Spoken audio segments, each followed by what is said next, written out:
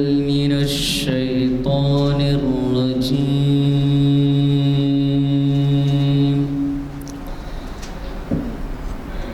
بسم الله الرحمن الرحيم.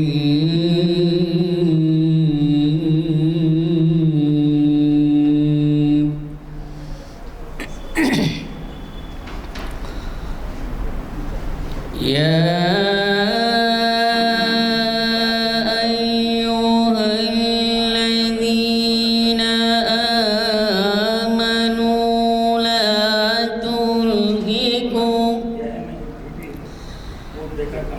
لا تلهكم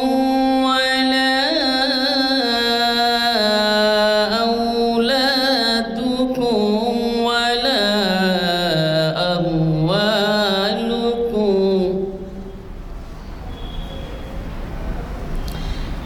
لا تلهكم أموالكم ولا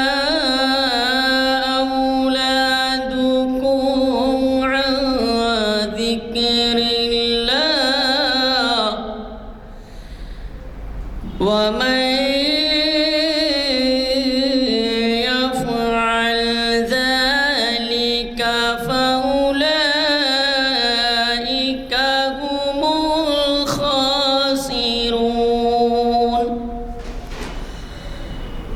وأنفقوا مما رزقناكم من قبل أن يأتي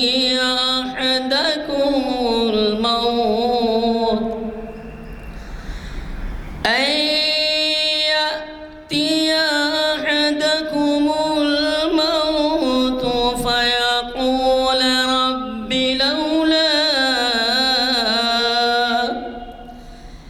لولا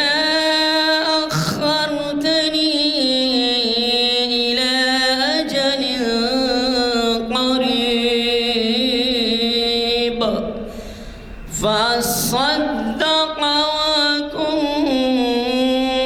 من الصالحين. صدق الله العظيم. آج 11 مارچ 2023 18 شعبان 1444 ہجری دن ہفتہ بعد نماز عصر جامع مسجد عالیہ میں کانفرنس ہال میں منعقد کی جا رہی ہے محفل تاریخ اسلام 995 لیکچر ہے یہ، اور آج کا عنوان ہے اکابر کا رمضان. مفتی محمد عرفان قاسمی صاحب مخاطب کریں گے. میں مفتی صاحب سے گزارش کرتا ہوں مفتی محمد عرفان قاسمی صاحب ڈائس پر آئیں اور ہمیں مخاطب کریں. ورحمۃ اللہ وبرکاتہ. بسم اللہ الرحمن الرحیم. الحمد لله وكفى وسلام على عباده الذين اصطفى. أما بعد فأعوذ بالله من الشيطان الرجيم. بسم الله الرحمن الرحيم. يا أيها الذين آمنوا كتب عليكم الصيام كما كتب على الذين من قبلكم لعلكم تتقون. وقال تعالى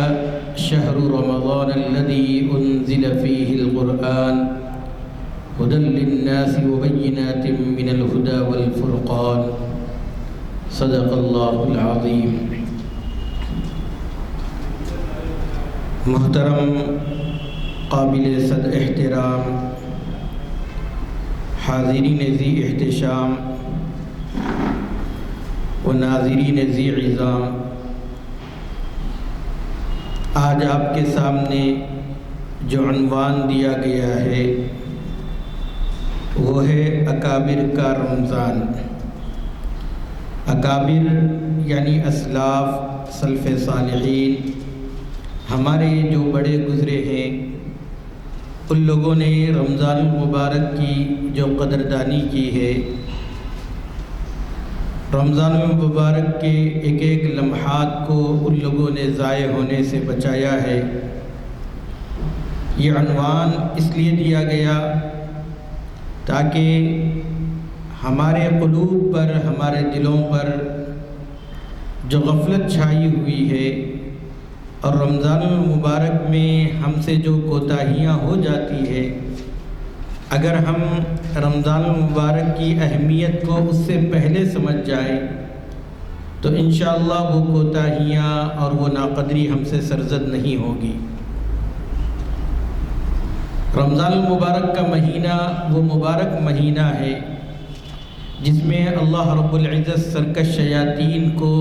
بند کر دیتے ہیں، قید کر دیتے ہیں۔ رمضان المبارک کا مہینہ وہ مہینہ ہے جس میں اللہ رب العزت اپنی رحمتوں کا نزول فرماتے ہیں۔ رمضان المبارک کا مہینہ وہ مہینہ ہے جس میں مسلمانوں کو روزہ رکھنے کا حکم دیا گیا ہے۔ رمضان المبارک کا مہینہ وہ مہینہ ہے جس کو اللہ کے رسول صلی اللہ علیہ وسلم نے غمخواری کا مہینہ قرار دیا ہے۔ رمضان المبارک کا مہینہ وہ مہینہ ہے جس کو حضرت صلی اللہ علیہ وسلم نے صبر کا مہینہ قرار دیا ہے۔ رمضان المبارک کا مہینہ وہ مہینہ ہے جس کے قیام میں بھی برکت ہے اور جس کے سحری میں بھی برکت ہے اور جس میں افطار کرنے کو جلدی قرار دیا گیا ہے۔ رمضان المبارک میں بے شمار نعمتیں اللہ رب العزت کی نازل ہوتی ہیں، اس لیے اس مبارک مہینے کی ہمیں قدر کرنی چاہیے۔ اس مبارک مہینے کی آمد سے پہلے اللہ کے رسول صلی اللہ علیہ وسلم صحابہ کرام کو جمع فرماتے اور اس آنے والے مہینے کی اہمیت اور عظمت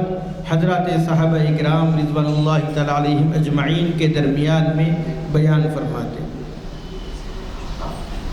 نبی کریم صلی اللہ علیہ وسلم کا بھی معمول رمضان مبارک میں کثرت کے ساتھ عبادت کرنے کا ہوتا۔ امی جان حضرت عائشہ رضی اللہ تعالیٰ عنہ فرماتی ہیں کہ اللہ کے رسول صلی اللہ علیہ وسلم جب رمضان مبارک کا آخری عشرہ ہوتا تو آپ عبادت میں مشغول ہو جاتے، گھر والوں کو بھی ترغیب دیتے اور آپ صلی اللہ علیہ وسلم کمر بستہ ہو کر عبادت کرتے تھے۔ نبی کریم صلی اللہ علیہ وسلم رمضان المبارک کے مہینے میں حضرت جبرائیل علیہ السلام کو جتنا قرآن مجید نازل ہوتا اس کا دور سنا لیا کرتے تھے۔ اور نبی کریم صلی اللہ علیہ وسلم کے بارے میں حضرت عبداللہ ابن عباس رضی اللہ تعالیٰ عنہ فرماتے ہیں کہ جب حضرت جبرائیل علیہ السلام سے اس ماہ سیام کے اندر آپ صلی اللہ علیہ وسلم کی ملاقات ہوتی تو آپ کثرت کے ساتھ سخاوت کرنے لگتے، بلکہ آپ کی سخاوت کی مثال دیتے ہوئے حضرت عبداللہ ابن عباس فرماتے ہیں کہ تیز ہواؤں سے زیادہ آپ صلی اللہ علیہ وسلم رمضان کے مہینے میں سخاوت فرماتے تھے۔ بخاری شریف اور مسلم شریف کی روایت ہے۔ اس سے اندازہ کیجئے کہ اللہ کے رسول صلی اللہ علیہ وسلم نے جو اس مہینے کو غمخواری کا مہینہ قرار دیا ہے، یعنی اللہ رب العزت نے بھی ہم مسلمانوں پر جو روزے فرض کیے ہیں، صبح صادق سے لے کر غروب آفتاب تک کھانے پینے اور بیوی کے ساتھ صحبت کرنے سے جو روک دیا گیا ہے، اس میں دراصل ہم بندوں پر اللہ رب العزت وہ احساس دلانا چاہتے ہیں کہ معاشرے کے اندر بہت سے گھرانے آج بھی ایسے موجود ہیں جو ایک وقت کی روٹی کھا کر ان کا گھر کا گزر ہوتا ہے اور وہ اپنے گھروں کے اندر زندگی بسر کرتے ہیں۔ ایسے لوگوں کی خبر گیری کرنا، جب بھوک اور پیاس کا احساس ہوگا، جب ہمیں جنسی خواہش کی تکمیل کی ضرورت پیش آتی ہے، اس وقت ہمیں روزے سے رہنے پر ہم وہ کام نہیں کر سکتے ہیں، تو ہمیں احساس ہوگا کہ اللہ رب العزت نے ایسی کتنی لوگ ہیں، اللہ رب العزت کی مخلوق میں ایسے کتنے لوگ ہیں جن کو 2 وقت کے کھانا میسر نہیں ہے۔ ہم 3 وقت اللہ رب العزت کی نعمت کو کھاتے ہیں اور اللہ رب العزت نے جو رزق ہمیں دیا ہے ہم اس سے استفادہ کرتے ہیں۔ تو رمضان المبارک کے مہینے میں اللہ کے رسول صلی اللہ علیہ وسلم کثرت کے ساتھ لوگوں کی خبرگیری کرتے تھے اور کثرت کے ساتھ خیرات اور صدقات اللہ کے رسول صلی اللہ علیہ وسلم کیا کرتے تھے۔ اسی طریقے سے حضرات صحابہ اکرام رضوان اللہ تعالیٰ علیہم اجمعین کے بارے میں یہ بات ہمیں ملتی ہے کہ رمضان المبارک کی آمد سے پہلے جو صحابہ اکرام تاجر تھے وہ اپنی تجارت کے جو نگران ہوتے تھے، جو ماتحت ہوتے تھے، ان کے یہاں کام کرنے والے لوگ ہوتے تھے، ان کے بوجھ کو رمضان المبارک کے مہینے میں ہلکا کر دیا کرتے تھے تاکہ وہ زیادہ سے زیادہ عبادت میں مشغول ہو سکے۔ اور بعض صحابہ اکرام کے بارے میں یہ کتابوں کے اندر یہ بات ملتی ہے کہ صحابہ اکرام رمضان المبارک کی آمد سے پہلے زکوٰۃ نکال لیا کرتے تھے۔ اگر کسی کو قرض دینا ہو تو رمضان کی آمد سے پہلے قرض دے دیا کرتے تھے، اور کسی سے وصول کرنا ہو تو وصول کر لیا کرتے تھے تاکہ مکمل یکسوئی کے ساتھ رمضان المبارک کی عبادت کر سکے۔ اور پھر حضرات صحابہ اکرام کو دیکھ کر تابعین کو دیکھ کر اولیاء اکرام نے رمضان المبارک کے ایک ایک لمحے کی قدر کی ہے۔ امام بخاری رحمۃ اللہ علیہ، ہم میں سے ہر ایک یہ نام سنے ہوئے ہیں۔ حضرت امام بخاری رحمۃ اللہ علیہ نے جو کتاب لکھی ہے جس کو بخاری شریف کہا جاتا ہے، اس کتاب کے تعلق سے علماء اکرام نے فرمایا اصح الکتب بعد کتاب اللہ، یعنی اللہ کی کتاب کے بعد جو سب سے صحیح ترین کتاب ہے وہ بخاری شریف ہے۔ اس کے جو لکھنے والے ہیں امام بخاری رحمۃ اللہ علیہ، ان کے بارے میں ان کے سوانح حیات میں یہ بات ملتی ہے کہ رمضان المبارک میں قرآن مجید سے آپ کا تعلق انتہائی والہانہ ہو جاتا تھا، روزانہ ایک قرآن مجید ختم فرمایا کرتے تھے حضرت امام بخاری رحمۃ اللہ علیہ۔ حضرت سعید ابن مسیب رحمۃ اللہ علیہ یہ جلیل القدر تابعی ہیں، انہوں نے ایک جملہ فرمایا ہے، وہ یہ ہے کہ جو لوگ راتوں میں عبادت کرتے ہیں، اللہ رب العزت کے سامنے قیام اللیل کرتے ہیں، تہجد کی نمازیں پڑھتے ہیں، اللہ رب العزت ان کے چہروں کو بارونق بنا دیتا ہے، پر نور بنا دیتا ہے، پر کشش بنا دیتا ہے۔ اور بہت سے لوگ جو ان کو نہیں پہچانتے ہیں جب ایک مرتبہ ملاقات کرتے ہیں تو ان کے دلوں میں الفت اور محبت پیدا ہو جاتی ہے۔ یہ دراصل اس حدیث کا مفہوم ہے جس میں اللہ کے رسول صلی اللہ علیہ وسلم نے فرمایا، جب کوئی بندے سے اللہ رب العزت محبت کرتے ہیں تو حضرت جبرائیل علیہ السلام کو اللہ رب العزت بلاتے ہیں اور کہتے ہیں کہ فلاں بندے سے میں محبت کرتا ہوں، تم بھی اس سے محبت کرو۔ حضرت جبرائیل علیہ السلام بھی اس سے محبت کرتے ہیں اور پھر فرشتوں سے کہتے ہیں کہ فلاں بندے سے اللہ رب العزت محبت کرتے ہیں، میں بھی اس بندے سے محبت کرتا ہوں، تم لوگ بھی اس سے محبت کرو۔ چنانچہ فرشتے بھی اس سے محبت کرنے لگتے ہیں، یعنی آسمان والے بھی اس بندے سے محبت کرنے لگتے ہیں۔ پھر حدیث میں آتا ہے کہ پھر وہ محبت زمین والوں پر ڈال دی جاتی ہے۔ چنانچہ آج سینکڑوں اولیاء اکرام ہیں جن کو ہم نے کبھی دیکھا نہیں ہے، جن کے علاقوں کی طرف ہم نے کبھی سفر نہیں کیا ہے، لیکن جب ان کا نام آتا ہے تو دل میں ایک سرور کی کیفیت پیدا ہو جاتی ہے۔ ان کا نام سنتے ہی ہمارے دل جو ہے محبت سے سرشار ہونے لگتے ہیں۔ یہ جو محبت اللہ رب العزت نے ان کی ہمارے قلوب میں ڈال دی ہے، اس کی وجہ یہ تھی کہ یہ لوگ اللہ سے لو لگانے والے تھے، راتوں میں اللہ کے یہاں کھڑے ہو کر قیام اللیل کرنے والے تھے،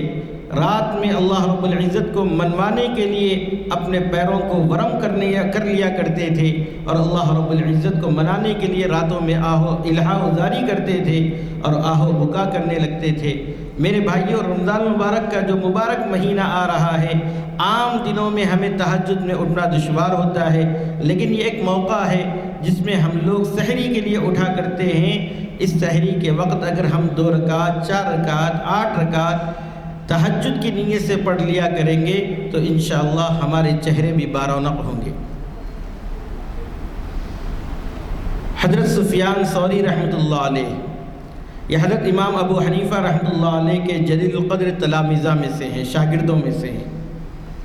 ان کے بارے میں کتابوں میں لکھا ہوا ہے کہ یہ رمضان المبارک کی آمد سے پہلے جتنے مشاغل تھے ان تمام مشاغل کو یہ ترک کر دیا کرتے تھے، چھوڑ دیا کرتے تھے، اور جب رمضان المبارک کا مہینہ آتا تو قرآن مجید سے چمٹ جایا کرتے تھے۔ قرآن مجید کو پڑھنا، قرآن مجید کو سننا اور قرآن مجید کے اندر غور و فکر کرنا بس ان کی رمضان المبارک کے معمولات میں سے تھا۔ اسی طریقے سے حضرت مولانا زکریا علیہ الرحمہ نے فضائل رمضان کے اندر یہ بات اپنے گھر کی خواتین کے تعلق سے لکھے ہیں کہ گھر کا کام کاج کرتے ہوئے یومیہ 17-18 پارے قرآن مجید کی وہ تلاوت کر لیا کرتی تھی۔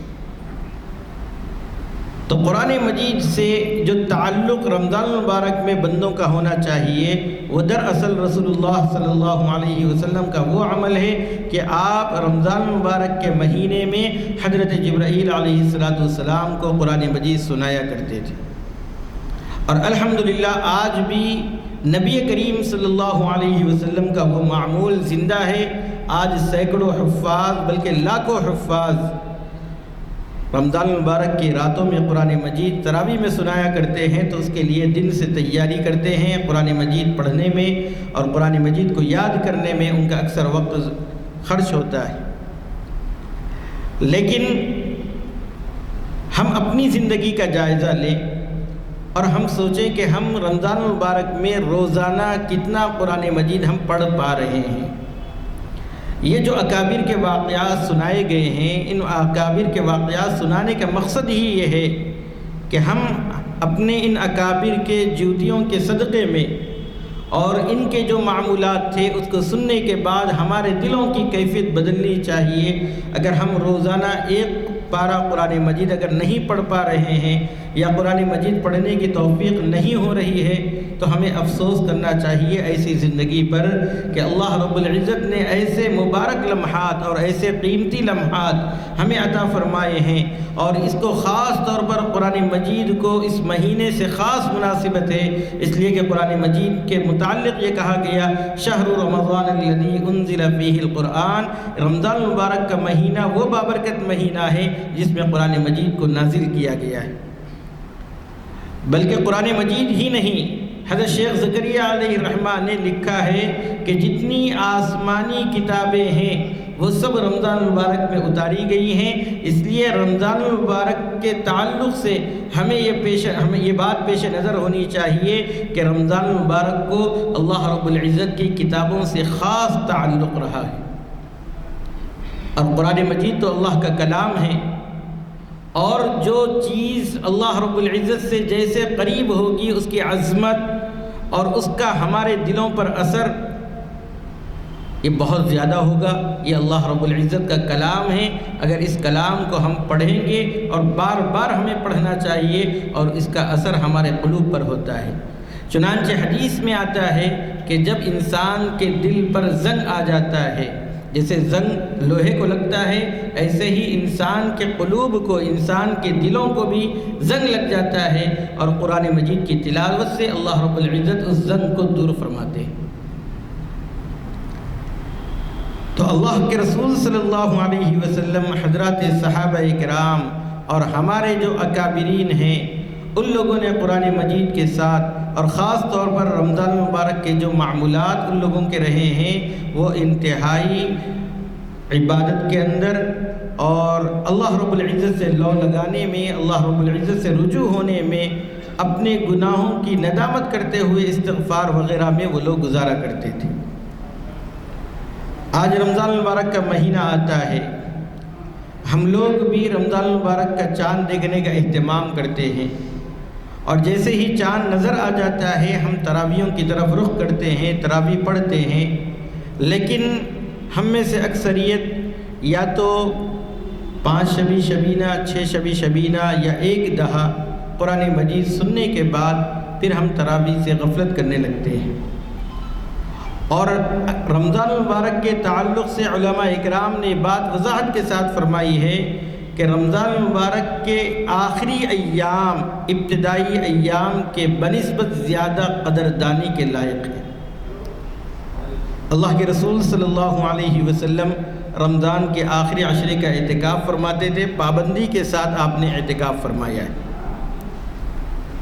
اور آپ صلی اللہ علیہ وسلم نے لیلۃ القدر کو تلاش کرنے کا بھی جو حکم دیا ہے وہ رمضان کے آخری عشرے کی طاق راتوں میں اللہ کے رسول صلی اللہ علیہ وسلم نے شب قدر تلاش کرنے کا ہمیں حکم دیا ہے۔ اس لیے رمضان المبارک کے ابتدائی ایام کے بنسبت آخری ایام زیادہ فضائل والے ہیں، زیادہ اس کے اندر عبادت کا اہتمام کرنا چاہیے، اور اس میں زیادہ سے زیادہ اللہ رب العزت سے لو لگانا چاہیے۔ اعتکاف کا مقصد یہ ہوتا ہے کہ پوری کائنات سے کٹ کر اللہ رب العزت کے گھر میں آ کر اللہ رب العزت کے در پر پڑے رہنا، اور وہاں پر اللہ رب العزت کو منانے کے لیے ہمیں عبادت کرتے رہنا ہے۔ لیکن میرے بھائیوں، ہمارے لیے بہت ہی افسوس کا مقام ہے کہ آج یہ قیمتی ایام ہماری بازاروں کے نظر ہو رہے ہیں۔ ہم بازاروں کو جا رہے ہیں، خرید و فروخت کر رہے ہیں، حالانکہ حدیث میں آتا ہے کہ روئے زمین پر جو جگہیں اللہ رب العزت کو سب سے زیادہ محبوب ہیں وہ مساجد اللہ ہے، اور اللہ رب العزت کو روئے زمین پر اگر کوئی جگہیں ناپسندیدہ ہیں تو وہ بازار ہیں۔ رمضان المبارک کا مہینہ وہ مہینہ جس میں ہمیں عبادت کثرت کے ساتھ کرنی چاہیے، وہ مہینہ جس میں ہم اللہ رب العزت سے لو لگانا چاہیے، وہ مہینہ جس میں ہم اللہ رب العزت سے تعلق کو بڑھانا چاہیے۔ میرے بھائیوں، اس مہینے میں ہم غفلت کا شکار ہیں، ہم غافل ہیں، اور اسی طریقے سے بہت سے ہمارے نوجوان بھائی جو مختلف کاروبار کرتے ہیں، کوئی ترکاری بیچتے ہیں، کوئی ٹھیلا منڈی کا کاروبار کرتے ہیں، کوئی مختلف کاروبار چھوٹے بڑے کرنے لگتے ہیں، وہ لوگ رمضان المبارک کے مہینے میں جس کے روزے کے تعلق سے یہ بات بتلائی گئی ہے کہ اگر ایک رمضان المبارک کا روزہ قضا ہو جائے، اور اگر کوئی شخص سال بھر کے روزے رکھ کر اس ایک روزے کی تلافی کرنا چاہے تو وہ اس کی تلافی نہیں کر سکتا ہے۔ ایسے مبارک مہینے میں بھی روزہ نہیں رکھتے۔ بعض مرتبہ ہمیں منڈیوں کو جانا پڑتا ہے ترکاری خریدنے کے لیے، ہم وہاں پر دیکھتے ہیں کہ اگر لنچ کا وقت ہے تو بہت سے مسلمان وہاں پر لنچ کرتے ہوئے نظر آتے ہیں۔ ایسے ہی کبھی بازار چلے جائیں اور کہیں پر کوئی دکان نظر آئی جس میں کھانے پینے کی اشیاء ہے تو ایک بڑی تعداد خواتین کی وہاں پر کھاتے پیتے نظر آتی ہے۔ رمضان المبارک کی اہمیت ہمارے دلوں سے نکل گئی ہے۔ رمضان المبارک کا مہینہ جو صبر کا مہینہ اللہ کے رسول صلی اللہ علیہ وسلم نے قرار دیا ہے، صبر کا مہینے کا کیا مطلب ہے؟ ایک تو یہی ہے کہ صبح صادق سے لے کر غروب آفتاب تک کھانے پینے اور بیوی سے صحبت کرنے سے رکے رہنا ہے، اور رکے رہنے کا نام صبر ہے۔ لیکن دوسری چیز بھی یہ ہے کہ رمضان المبارک کے جو اوقات ہوتے ہیں کھانے پینے کے وہ چینج ہو جاتے ہیں، ہمارے معمولات میں فرق آ جاتا ہے۔ چنانچہ جب سحری کے وقت ہم اٹھ گئے ہیں اور کھانا کھا لیے ہیں تو عموماً رمضان کے مہینے میں ظہر کے بعد مزاج میں تھوڑا سا چڑچڑا پن آ جاتا ہے، اور پھر ہم اپنے ماتحتوں کے ساتھ، اپنے بچوں کے ساتھ، اپنی بیوی کے ساتھ، اور اسی طریقے سے اگر ہم کہیں دکان کے مالک ہیں تو اپنے نوکروں کے ساتھ بات چیت میں لب و لہجے کے اندر ہمارے فرق آنے لگتا ہے۔ اللہ کے رسول صلی اللہ علیہ وسلم نے فرمایا یہ صبر کا مہینہ ہے، تو اس صبر کے مہینے کے اندر ہمیں یہ بات پیش نظر رکھنی چاہیے کہ ہم روزے سے ہیں، اور روزے کے اندر جب ہمارے معاملات میں فرق آ گیا ہے، مزاج میں تبدیلی ہو رہی ہے، اس وقت نفس کو کنٹرول کرنا ہماری ذمہ داری ہے۔ اللہ کے رسول صلی اللہ علیہ وسلم سے ایک صحابی نے پوچھا کہ میں خادم کو کتنی دفعہ معاف کروں؟ انہوں نے 2-3 مرتبہ سوال کیا تو اللہ کے رسول صلی اللہ علیہ وسلم نے فرمایا دن میں 70 مرتبہ اپنے خادم کو معاف کر دیا کرو۔ ہم چھوٹی چھوٹی باتوں پر رمضان المبارک کے مہینے میں خاص طور پر الجھ جاتے ہیں، حالانکہ روزے سے ہیں، اس کا احساس بھی ہمیں ہوتا ہے، بعد میں پچھتانے سے کوئی فائدہ نہیں ہوتا ہے۔ ہم رمضان المبارک میں صبر کا یہ جو مہینہ قرار دیا گیا ہے اس میں مکمل صبر کے ساتھ رہیں۔ اسی طریقے سے اللہ کے رسول صلی اللہ علیہ وسلم نے اس مہینے کو جو غم گساری کا مہینہ کہا ہے، غم خاری کا جو مہینہ کہا ہے، اس میں بھی ہم اپنے عزیز و اقارب میں، اپنے محلے میں، اپنے رشتہ داروں میں، اور اسی طریقے سے جہاں ہماری نظر جا سکتی ہے وہاں پر غور و فکر کریں، کون لوگ محتاج ہیں اور کس درجہ محتاج ہیں، ہم ان کی عیادت کریں، اس لیے کہ اللہ کے رسول صلی اللہ علیہ وسلم نے اس مہینے کے اندر کثرت کے ساتھ سخاوت فرمایا۔ اس لیے علماء اکرام نے اور صوفیہ اکرام نے یہ بات لکھی ہے کہ رمضان کا مہینہ دراصل یہ ہمارے اندر سے کنجوسی، مال کی محبت اور مال کے تئیں جتنی ہمارے اندر برائیاں تھیں، یہ مہینہ دراصل علاج کے لیے آیا ہے کہ ہم اپنے مال کی محبت اس مہینے میں نکال دیں اپنے دلوں سے۔ یہ مہینہ اللہ رب العزت نے اس لیے دیا ہے تاکہ ہم جسمانی اعتبار سے بھی ترقی کریں، روحانی اعتبار سے بھی ہمارے اندر ترقی ہو۔ اس لیے اللہ کے رسول صلی اللہ علیہ وسلم بھی کثرت کے ساتھ اس مہینے میں اپنے مال کو خرچ فرمایا کرتے تھے۔ تیز ہوا سے زیادہ سخاوت آپ صلی اللہ علیہ وسلم کیا کرتے تھے، ہم اندازہ نہیں کر سکتے ہیں، ہوا کی رفتار کا کوئی مقابلہ کیا جا سکتا ہو،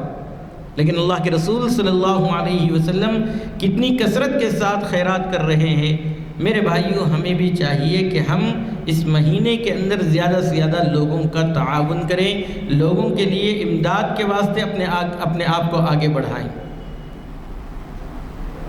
حضرات صحابہ کرام رضوان اللہ تعالیٰ علیہم اجمعین کو جب اللہ کے رسول صلی اللہ علیہ وسلم نے یہ بات بتلائی کہ جو شخص رمضان المبارک کے مہینے میں اگر کسی روزے دار کو افطار کرا دے تو اس کو وہ اجر ملے گا جو روزہ رکھنے والے کو اللہ رب العزت عطا فرماتے ہیں۔ حضرات صحابہ کرام بے تکلف تھے، تکلف ان کے پاس نہیں تھا۔ انہوں نے عرض کیا، اللہ کے رسول، ہم میں سے سب اس لائق نہیں ہیں کہ وہ لوگوں کو روزہ افطار کرا دے، ہماری مالی اعتبار سے ہماری کیا پوزیشن ہے آپ اس کو بہتر جانتے ہیں۔ اللہ کے رسول صلی اللہ علیہ وسلم نے فرمایا، یہ ثواب اللہ رب العزت اس شخص کو بھی عطا فرماتے ہیں جو ایک روزے دار کو لسی پلا دے یا پانی پلا دے۔ ضروری نہیں ہے کہ ہم افطار کے لیے وہ فروٹس اور وہ اہتمام کریں جو آج ہمارے محلوں میں اور ہمارے گھرانوں میں دیکھنے کو ملتا ہے۔ اپنی حیثیت کے مطابق ہم خرچ کریں۔ اللہ رب العزت نے، اللہ کے رسول صلی اللہ علیہ وسلم نے صحابہ کرام رضوان اللہ تعالیٰ علیہم اجمعین کی اہمیت کو بتاتے ہوئے یہ بات ارشاد فرمائی کہ حضرات صحابہ کرام کا اللہ کی راہ میں ایک آدھا مد خرچ کر دینا، بعد والے لوگ اگر احد پہاڑ کے برابر بھی سونا خرچ کریں گے تو وہ صحابہ کرام کے وہ معیار کو نہیں پہنچ پائیں گے۔ یعنی اللہ رب العزت اخلاص کو دیکھتے ہیں۔ ہم اخلاص کے ساتھ ہمیں جو اللہ رب العزت دیں، ہماری جو مالی پوزیشن ہے، قرض نہ لیں، جو مالی پوزیشن ہے اسی مالی پوزیشن کے ساتھ ہم اس میں سے بھی خرچ کرنے والے بنیں، بلکہ ہمارے جو نظمائے مدارس ہیں ان کے لیے بھی حضرت قاری طیب صاحب نور اللہ مرقدہ کا وہ واقعہ میں ذکر کرنا مناسب سمجھتا ہوں کہ ایک مرتبہ حضرت قاری طیب صاحب رحمۃ اللہ علیہ کو جو دارالعلوم دیوبند کے 50 سالہ محتمم رہے ہیں، ان کو ایک بڑھیا نے خط لکھا کہ 3 مہینے سے میرے پاس آپ کا سفیر نہیں پہنچا ہے۔ تو اس علاقے کے سفیر کو بلائے اور بلا کر کہا، خط پڑھ کر سنایا کہ 3 مہینے سے آپ نے اس خاتون کے پاس سے مدرسے کا چندہ نہیں لیا ہے۔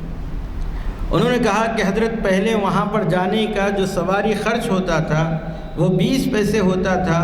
میں وہاں پر چلا جایا کرتا تھا تاکہ وہ خاتون مجھے 25 پیسے دیا کرتی تھی، چارانے جس کو کہا جاتا ہے، وہ 25 پیسے میں لے کر آتا تھا، پھر بھی میں 5 پیسے بچا لیا کرتا تھا، یعنی مدرسے کے کھاتے میں وہ آ جایا کرتے۔ لیکن اب سواری بڑھ گئی ہے، اب اس خاتون کے پاس جانے پر مجھے 30 پیسے کا خرچ آ رہا ہے۔ کرائے میں اضافہ ہونے کی وجہ سے 30 پیسے کا خرچ آ رہا ہے اور وہ خاتون 25 پیسے مجھے دے رہی ہے، مدرسے کو دے رہی ہے، ایسی صورت میں مدرسے کا 5 پیسے کا نقصان ہو رہا ہے، اس لیے میں 3 مہینے سے نہیں جا رہا ہوں۔ حضرت نے فرمایا کہ ان ایسے خواتین بلکہ ایسے لوگوں کے پاس سے جا کر پیسے وصول کر لیا کرو۔ یاد رکھو کہ جو مدارس چل رہے ہیں ایسے ہی اخلاص والوں کی برکت سے چل رہے ہیں۔ تو ہم جب بھی کوئی رقم دیں تو یہ ضروری نہیں ہے کہ ہم لاکھوں روپیہ، ہزاروں روپیہ یا 100 روپے ہی ہم دیں۔ اللہ رب العزت ہمیں جو حیثیت دے ہیں، مالی اعتبار سے ہماری جو پوزیشن ہے، ہم اسی میں سے اللہ رب العزت کی راہ میں خرچ کریں۔ یاد رکھیں، آپ کو اور ایک واقعہ سناتا ہوں کہ حضرت اورنگزیب رحمۃ اللہ علیہ، جن کو آج بہت بدنام کیا جا رہا ہے اور خاص طور پر جو حکومت پر بیٹھے لوگ ہیں اورنگزیب رحمۃ اللہ علیہ کو ٹارگٹ کرتے ہیں، لیکن ان کے استاد ہیں ملا جیون رحمۃ اللہ علیہ۔ ایک مرتبہ حضرت نے اورنگزیب رحمۃ اللہ علیہ نے ان کو اپنے پاس بلایا تھا رمضان المبارک کے مہینے میں، اور جب وہ اپنے گھر کو جا رہے تھے تو صرف 4 آنے ان کو جو ہے ہدیتاً دیے۔ استاذ بھی جانتے تھے اورنگزیب رحمۃ اللہ علیہ کا ورع اور تقوی اور ان کی جو بادشاہت میں اللہ رب العزت نے جو ترقی دی تھی، سب جانتے ہیں کہ اپنے ہاتھ سے قرآن مجید لکھ کر اپنا پیٹ پالا کرتے تھے، ٹوپیاں بنتے تھے اور اسی سے گھر چلایا کرتے تھے، مالی اعتبار سے زیادہ مستحکم نہیں تھے، بادشاہ زبردست تھے، لیکن سرکاری خزانے سے اپنے لیے کچھ بھی وصول نہیں کرتے تھے۔ ملا جیون رحمۃ اللہ علیہ کو انہوں نے وہ 4 آنے دیے اور اس کے بعد پھر دکن کے علاقے کی طرف چل پڑے، اس لیے کہ یہاں پر بہت زیادہ یورشیں ہو رہی تھی، بغاوتیں کی خبریں موصول ہو رہی تھی۔ تو حضرت اورنگزیب رحمۃ اللہ علیہ وہاں سے دلی سے چل کر ادھر کا رخ کیے، 6-7 سال لگ گئے، پھر دلی واپس آئے تو بتلایا گیا کہ ملا جیون رحمۃ اللہ علیہ بہت بڑے زمیندار ہو گئے ہیں، اور چونکہ یہ استاذ تھے اورنگزیب رحمۃ اللہ علیہ کے، جو ٹیکس وصول کرنے والے تھے یا جو زکوٰۃ موصول کرنے والے جن لوگوں کو مقرر کیا گیا تھا، وہ حضرت ملا جیون رحمۃ اللہ علیہ کے پاس نہیں پہنچ رہے تھے، اس لیے کہ انہیں اندیشہ تھا کہ یہ ہمارے بادشاہ کے استاذ ہیں، اگر وہاں پر ادنا بھی گستاخی ہو گئی تو پھر بادشاہ ہمیں بخشے گا نہیں۔ چنانچہ جب واپس بادشاہ سلامت آئے تو بتلایا گیا کہ یہ بہت بڑے زمیندار بن گئے ہیں اور ان سے حکومت کو اتنا ٹیکس آنا باقی ہے۔ حضرت اورنگزیب رحمۃ اللہ علیہ کو بڑا تعجب ہوا، بلا کر پوچھا تو کہا کہ یہ جو اللہ رب العزت نے مجھے زمیندار بنا دیا ہے اسی چونی کا نتیجہ ہے۔ پھر اورنگزیب رحمۃ اللہ علیہ نے اس چونی کا واقعہ بتلایا، جو ایک جگہ پر آپ نے مزدوری کرنے کے نتیجے میں جب بارش بہت تیز ہو رہی تھی، اورنگزیب رحمۃ اللہ علیہ بھیس بدل کر نکل گئے کہ کوئی اس وقت مصیبت زدہ ہوگا تو میں اس کی مدد کروں گا۔ ایک بنیے کا گھر ٹپک رہا تھا اور وہ مزدور کی تلاش میں تھا، اورنگزیب رحمۃ اللہ علیہ نے وہاں پر اس کی چھت کی مرمت کی، جس کے نتیجے میں اس نے 4 آنے دیا تھا، اس کو انہوں نے سنبھال کر رکھا اور پھر اس کو وہی پیسے اپنے استاذ کی خدمت میں دیے، جس کی وجہ سے بہت زیادہ مال و دولت سے وہ نوازے گئے ہیں۔ یعنی اللہ رب العزت معمولی بعض قیمتوں کے اندر بھی بہت زیادہ برکتیں رکھتے ہیں۔ اس لیے میرے بھائیوں، ہم لوگوں کو رمضان المبارک میں جیسے بھی اللہ رب العزت مال و دولت دیے ہیں اسی میں سے خرچ کرنا چاہیے، یہ نہیں سوچنا چاہیے کہ ہمارے ان پیسوں سے کیا ہوگا۔ اللہ رب العزت انہی کے اندر برکتیں رکھتے ہیں۔ اور آج پورے ملک کے اندر حکومت اگر مدارس کو یہ کہہ رہی ہے کہ ہم امداد دیں، لیکن اس کے باوجود مدارس والے کہہ رہے ہیں کہ ہمیں حکومت کی امداد نہیں چاہیے۔ یہ جو نظام پورے ملک کے اندر بن گیا ہے، یہ دراصل ہمارے ان اکابرین کی سوچ ہے جنہوں نے لارڈ میکالے کے نظام تعلیم کے مقابلے میں ان لوگوں نے مفت تعلیم دینے کا جو منصوبہ بنایا تھا، اور اس وقت انگریزی تعلیم کو ہم ہندوستانیوں پر جو مسلط کرنے کا انگریز نے تہیہ کر لیا تھا، اس وقت ہمارے اکابرین نے دینی تعلیم سے آراستہ کرنے کے لیے پورے ملک کے اندر مدارس کا جال پھیلایا، اور اس وقت جو قوانین مرتب کیے ہیں ان قوانین کے اندر یہی ہے کہ ہم مدرسے کا کوئی ایسا مستقل بجٹ نہیں رکھیں گے کہ جس کی وجہ سے مدرسہ جو ہے عوام سے مستغنی ہو جائے، بلکہ ہمیشہ عوام کے مال سے اس مدرسے کو چلایا جائے گا۔ چنانچہ آج سینکڑوں نہیں بلکہ لاکھوں مدارس پورے ہندوستان کے اندر انہی عوام کے چندوں سے، عوام کے پیسوں سے چلائے جا رہے ہیں، اور بہت کامیابی کے ساتھ چلائے جا رہے ہیں۔ تو میرے بھائیوں، ایسے مدارس کی بھی اس وقت امداد کرنے کی ضرورت ہے، اور ہمیں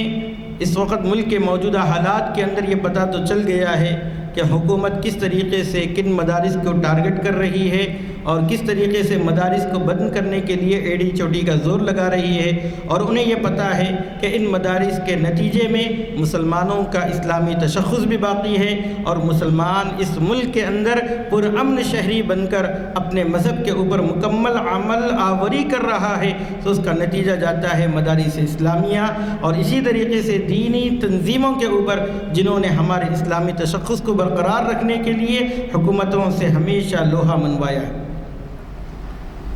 تو میرے بھائیوں، اس وقت جو موضوع پر آپ کے سامنے گفتگو کی گئی ہے وہ دراصل یہ ہے کہ ہم رمضان المبارک کا جو مہینہ آنے والا ہے، اس مہینے کے اندر ابھی سے ایسے معمولات بنائیں، اپنی روزانہ جو مشاغل ہے اس کو آگے پیچھے کر کے کچھ وقت ہم اللہ رب العزت کی یاد میں گزاریں، اور خاص طور پر قرآن مجید کی تلاوت، اور کثرت کے ساتھ ہمیں قرآن مجید کی تلاوت کرنی چاہیے۔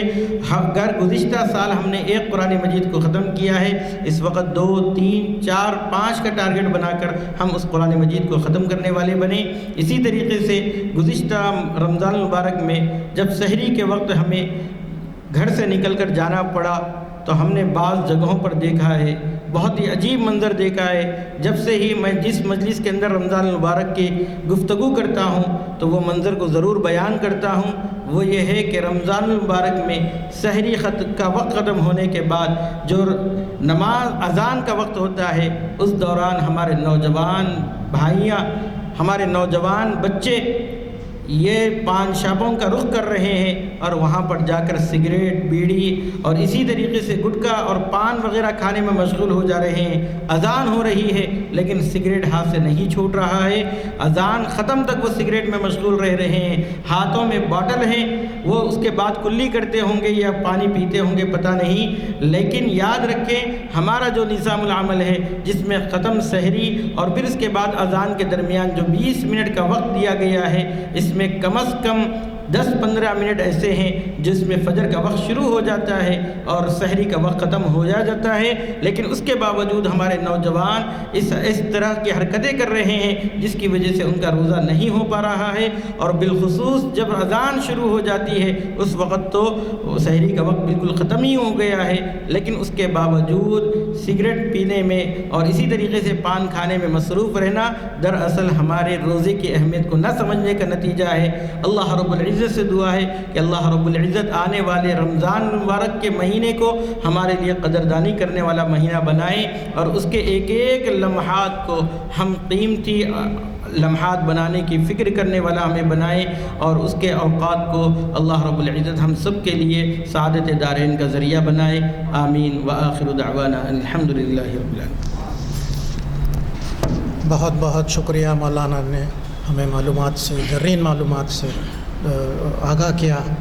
اور دعا ہو چکی ہے۔ میں محفل کی برخاستگی کا اعلان کرتا ہوں۔